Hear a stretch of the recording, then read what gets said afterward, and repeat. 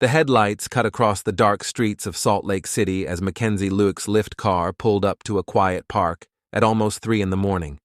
The city was still, held between late-night silence and the first signs of dawn. The driver watched her gather her bags, noticing how she kept checking her phone, as if waiting for confirmation from the person she was meeting. She told him she didn't need help and stepped out into the cool air at Hatch Park. She walked toward the edge of the lot where another car idled with its lights off. The Lyft driver pulled away, unaware he had just seen the last moment anyone would watch her alive. For days before that early morning ride, Mackenzie had been trying to juggle school, travel, and stress over a family funeral. She was a 23-year-old University of Utah student who kept in touch with friends, made plans, and lived the type of routine life that didn't prepare her for danger. But in her private messages, she'd been talking to a man she barely knew, someone she'd met on a sugar daddy-style dating app, someone who told her he understood her struggles and wanted to help. His name was Ayoola Ajayi, and he had carefully shaped his online persona to look stable, successful, and generous. After she disappeared, nothing obvious looked out of place at first. She'd returned from California that night and had told her family she landed safely. Her friends assumed she was resting after travel, but hours turned into a day, then 2, and no one heard from her. She didn't show up for school. She didn't answer calls or messages. Her social media stayed silent. That was enough for her friends to alert police, who immediately flagged her airport arrival and her Lyft trip. Surveillance footage showed her walking calmly through the terminal, texting, then getting into the car. The Lyft driver was questioned and cleared within hours. He had dropped her at the park exactly where she asked, but after she stepped out, she seemed to vanish. Detectives focused on her phone activity. They saw messages sent after landing, including the one confirming her meeting at the park. The man behind the number had used an app known for keeping identities partially hidden, but the digital trail eventually pointed straight to Ajayi. Investigators pulled his name, his address, his online history, and quickly saw things that didn't match the polished image he presented. He wasn't a wealthy professional. He didn't have the thriving career he boasted about. Instead, he had a background marked by failed relationships, disturbing accusations, and an unsettling obsession with violence. Police brought him in for questioning. Ajayi claimed he had never met Mackenzie in person. He said he didn't know why his number was connected to her. He said he'd been home that night, asleep. But investigators already had cell tower records showing their phones were in the same area shortly before she went missing. When they asked for access to his property, he appeared cooperative but nervous. He agreed to let them search his backyard but hovered nearby, watching every move. It didn't take long for officers to notice disturbed soil in a corner of his yard. Freshly turned dirt, uneven patches, and a faint chemical smell hinted at something buried. A forensic team arrived with cadaver dogs and equipment. They dug through layers of burned material, charred fabric, ash, and bone fragments. Dental records later confirmed what the investigators feared. Mackenzie had been burned and buried there. Inside the shallow pit were personal items that still held her DNA, along with remnants of clothing destroyed by fire. Detectives expanded the search to the house itself.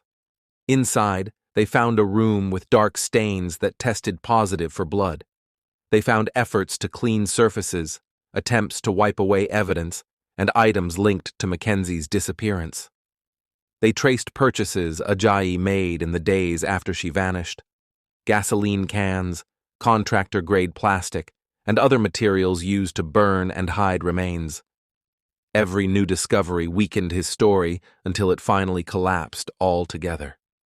Reconstructing Mackenzie's final hours showed a sequence that unfolded with chilling precision. After she got into his car at the park, he drove her to his home. Something happened inside, something violent and immediate. Police believe she was restrained, assaulted, and killed within minutes of arrival. He then stored her body on the property, before attempting to burn it. When the first attempt failed to destroy enough evidence, he dug the shallow grave behind the house and continued trying to erase what he'd done. Even while investigators gathered evidence, Ajayi acted like someone watching the walls close in. He contacted people he barely knew to ask for help burning items.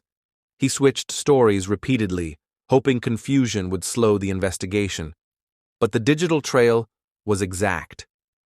His phone tracked his movement to a remote area north of the city, where additional remains were later found. His neighbors reported seeing flames and smelling chemicals coming from his yard during the days he claimed he wasn't home. Everything pointed to a deliberate effort to cover up a crime he had orchestrated long before Mackenzie arrived in Utah that night. When police confronted him with the evidence, he stopped denying involvement. Instead, he tried to shape the narrative, attempting to minimize his responsibility and claim the death had been an accident. But nothing supported that version. The injuries, the cleanup, the burial, the digital planning, it all told a story of someone who had targeted her, lured her to his home, and eliminated her before she realized the danger she was in. The case moved quickly through the courts as the evidence grew overwhelming. Mackenzie's family sat through hearings with quiet grief, listening to the details of the final hours of their daughter's life. The community around the university reacted with shock and anger. Many had used the same apps Mackenzie had, believing they were safe.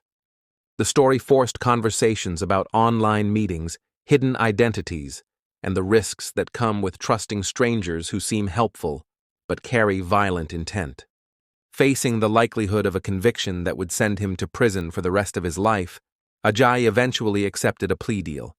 He admitted to kidnapping and murdering Mackenzie, burning her body, and burying her remains.